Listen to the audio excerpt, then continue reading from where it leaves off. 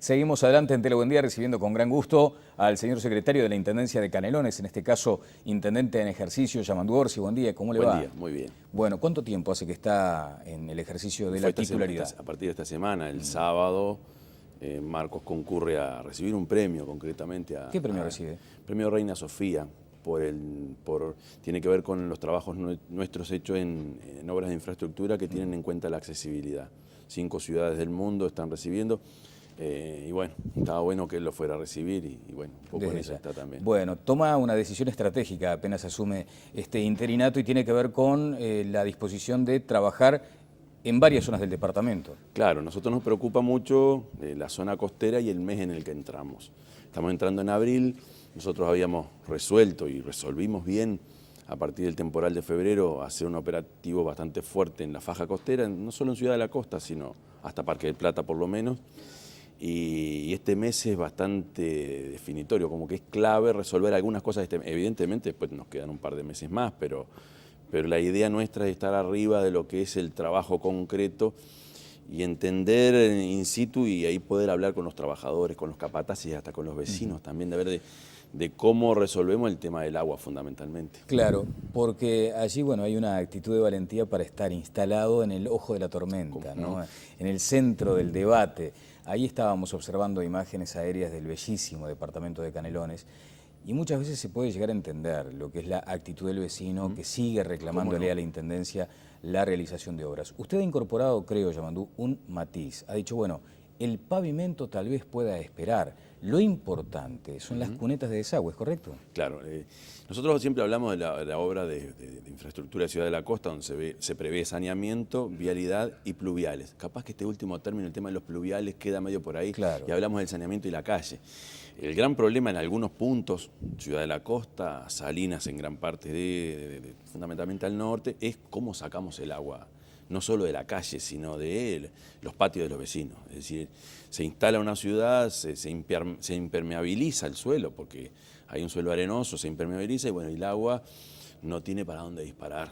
Entonces, la clave está en resolver bien el tema de las cunetas o los macrodrenajes antes que las cunetas, que estoy hablando de los grandes canales que te llevan el agua o al mar o a los arroyos. Esa es la clave. ¿Cuánta plata se llevó el agua en este tiempo? Nosotros hicimos un cálculo, le pedimos a la Dirección de Obras que nos calculara todo lo que se venía gastando durante el propio temporal en fleteros para la tosca, en combustible, en horas extra, porque ahí no puedes parar ni un sábado ni un domingo, y a su vez que previera las roturas más grandes. Por ejemplo, hubo calles que se las barrió enteras. ¿Cuánto iba a costar llegar a dejarlo más o menos como estaba? Y alguna de las obras estas que estamos hablando que se hace necesaria para mitigar lo que se pueda venir. Y ahí habíamos calculado que anda cerca de los 20 millones de dólares. Al principio hablamos de 4, en el medio del temporal decíamos con 4 millones podríamos después analizar. Cuando vieron el impacto. Entonces, sabemos bien que no es fácil conseguir esto, los recursos del gobierno nacional, los 7,5 millones que nos vienen muy bien, pero sabemos que todo esto siempre es insuficiente para lograr un 100% de funcionamiento. Entonces, la idea es no parar, es no estar quietos, es siempre estar resolviendo algo y fundamentalmente aquellas cosas que después tienen un resultado efectivo. Claro. Y no estar paseando las máquinas, como se dice realmente. Desde ya. Ahora, a este monto que usted acaba de señalar se le debe sumar lo que se ha invertido en todo este tiempo y que muchas veces uno tiene la percepción de que no da finalmente el resultado esperado. No, hay tres formas de financiar esto. Primero, la obra de infraestructura, la pesada, la que estamos haciendo junto con la OCE, que esa es la solución. Y donde está funcionando, donde se instaló la obra, ahí está resultando. Las cunetas funcionan, están pensadas bien como para que desagoten, la calle se mantiene, es en asfalto, por lo tanto eso funciona bien y tenés el saneamiento abajo, o sea que el tema del Pozo Negro dejó de existir como problema. Después tenés la otra, que es la obra de infraestructura que nosotros estamos haciendo por fideicomiso, que para la zona se habla de unos 6 millones de dólares, lo que estamos tratando de hacer, que son las vías principales por donde entra el ómnibus y que no podés pedirle a la gente que espere 2 o 3 años a que la obra completa llegue, sino que lo tenés que hacer ya. Entonces, y después tenés lo otro, el poder abrir una cuneta, el poder poner balasto de nuevo.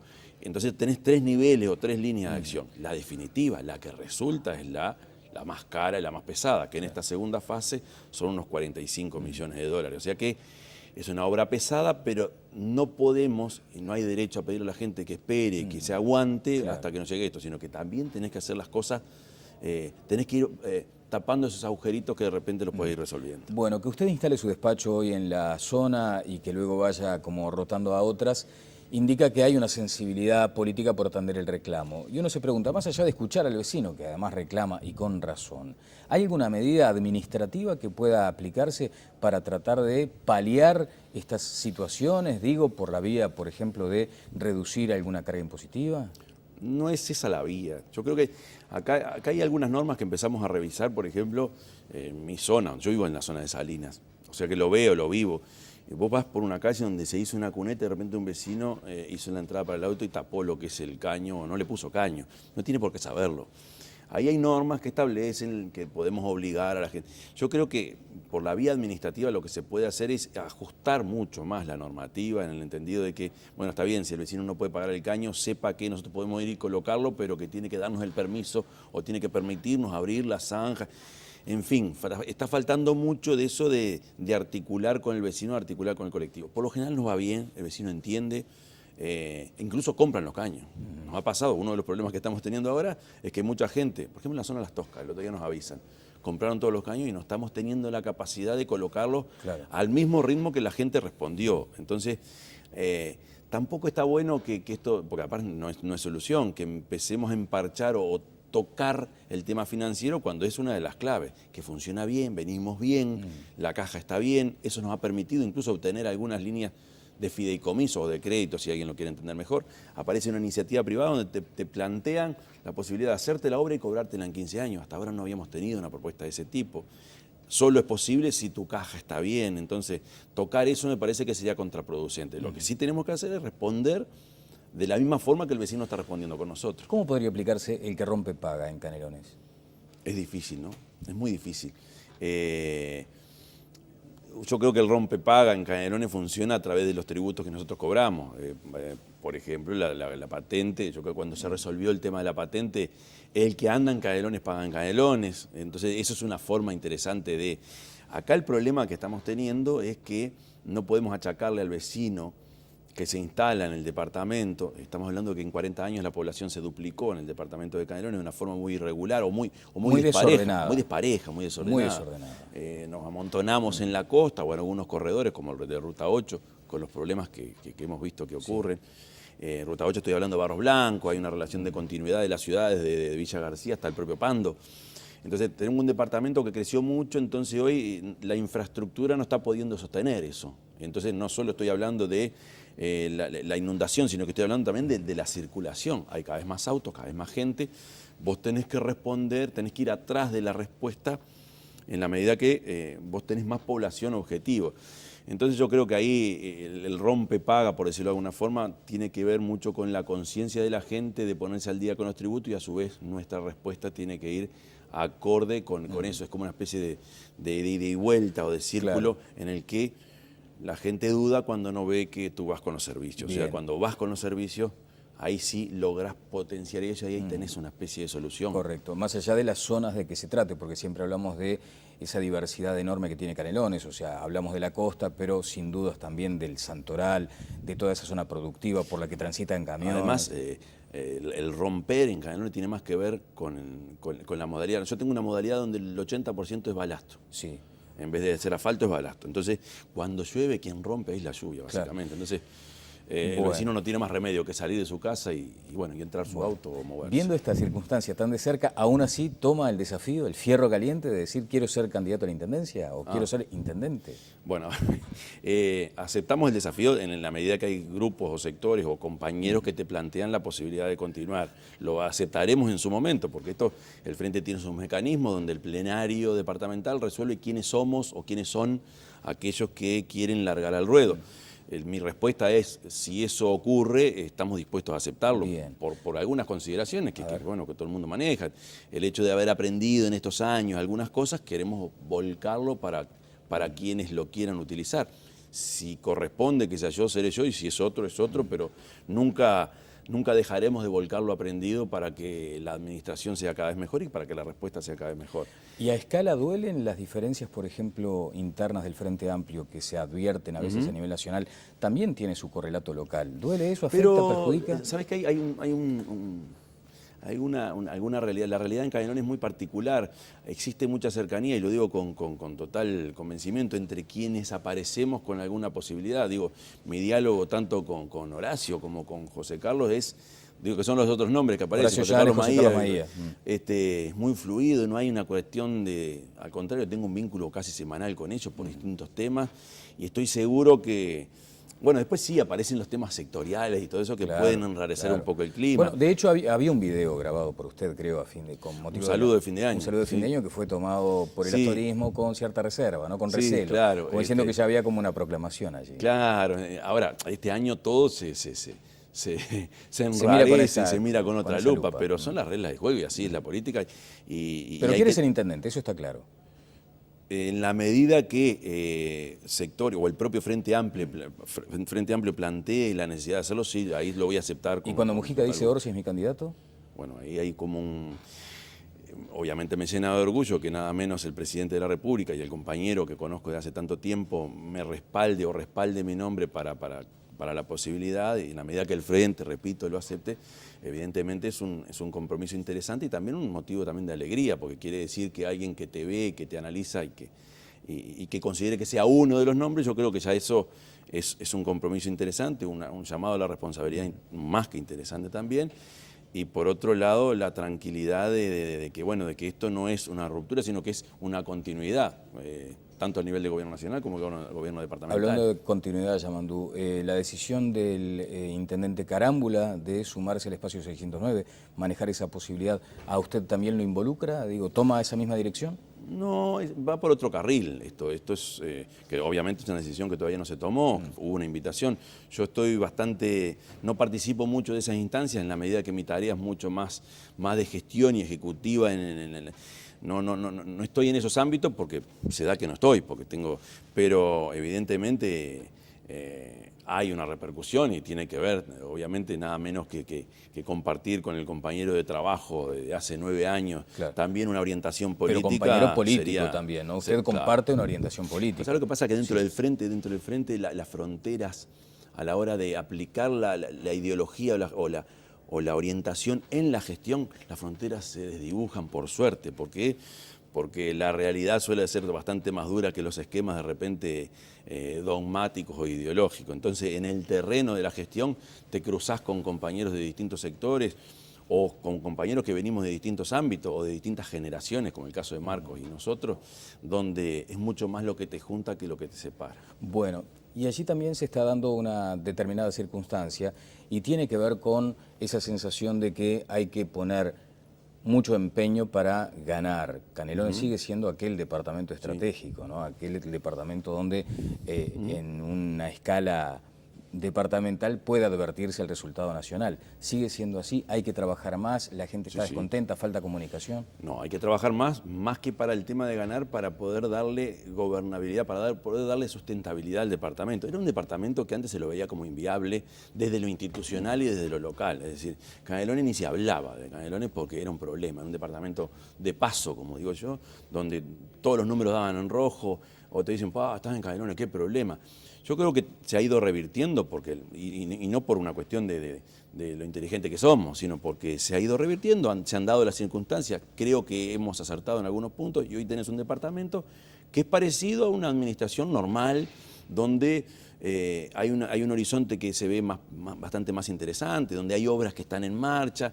Entonces, en la medida que eso ocurre, todo el espectro político y todo el sistema político y todas las instituciones en Canelones se posicionan de otra forma, y que yo no sé si te asegura ganar o no ganar, pero te asegura que quien venga se va a encontrar con ciertas tranquilidades que de repente no nos encontramos nosotros en el 2005. Era un tembladeral. Hoy ya es otra cosa, te permite evidentemente posicionarte en una contienda política de manera distinta y más favorable, pero también al otro, al que viene o al que pretenda ingresar a la gestión, lo va a encontrar con las cartas sobre la mesa y con las reglas del juego bastante más claras. Cuando se determina una mirada estratégica del intendente de Canelones, se habla claramente de lo que es el concepto regional o acaso metropolitano. Esa es la clave. Eso es clave. ¿Pero ha funcionado con las expectativas que ustedes tenían? No. Pues debería funcionar bastante mejor. A ver, visualizar gran parte de los problemas que tiene Canelones, si no lo mirás desde una óptica metropolitana, por ejemplo el transporte. colectivo. El tema del transporte en colectivo, a ver, el Uruguay cambió, la economía cambia, Canelones cambia, sin embargo, demorás cada vez más para ir a tu lugar de trabajo. O peor, a veces peor.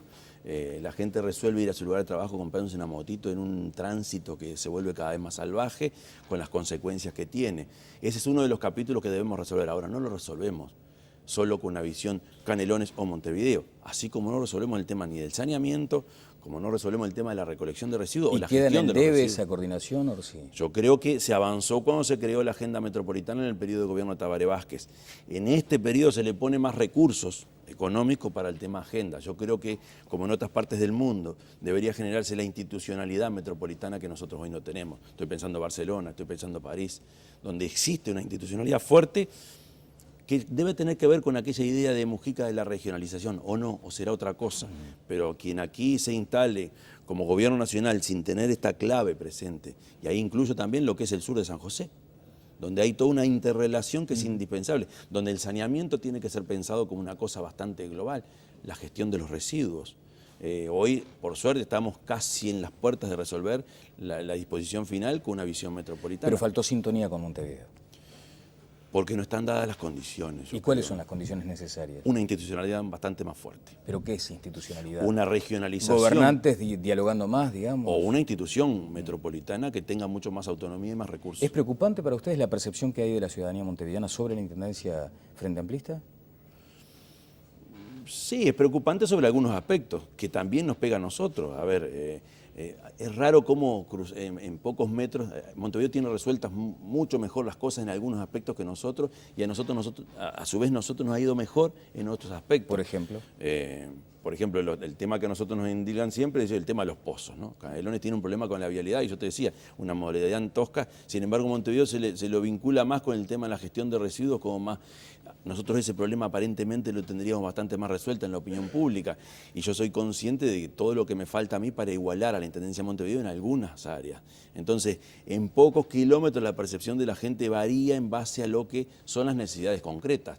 Evidentemente, quien se fue a vivir a la costa de Canelones, o quien se fue a vivir a Ruta 5 Sur, las necesidades o el por qué se fue a vivir tiene mucho que ver con lo que hoy te está pidiendo también. Bien, Yamandu, finalmente, ¿se transita a diario en la gestión muy al borde con el tema del abuso de funciones, la eventualidad de abusar de las funciones? Hemos entrado a analizar el tema a partir de estos últimos hechos, no solo el caso de Zimmer, sino el caso de Amaral también, que es otro tema, pero se vinculó también el tema de Lorenzo, y ahí aparece, y aprendemos bastante, fundamentalmente, de la necesidad de cambiar esto, que incluso hubo propuestas de legisladores de la oposición, de sacarlo en su momento, y nosotros como Frente Amplio no lo vimos. Sí, yo creo que eso es muy riesgoso, porque ¿qué implica el abuso de función? Implica mucha cosa, y nosotros estamos resolviendo, creo que son alrededor de 8.000 resoluciones. Las resoluciones municipales o departamentales las firma el intendente, el secretario general, y a veces con los directores o a veces solo. Y son 8.000 resoluciones. A veces mejorar el ingreso a una escuela, por ejemplo. Bien, hay normas que nosotros debemos respetar, y tenés una frontera que es no el delito, sino la desprolijidad que tenemos que resolver. A veces la ansiedad por resolver las cosas te hace no tener el cuidado necesario. Y ojo, lo podés tener de repente con asesores que también se pueden llegar a equivocar.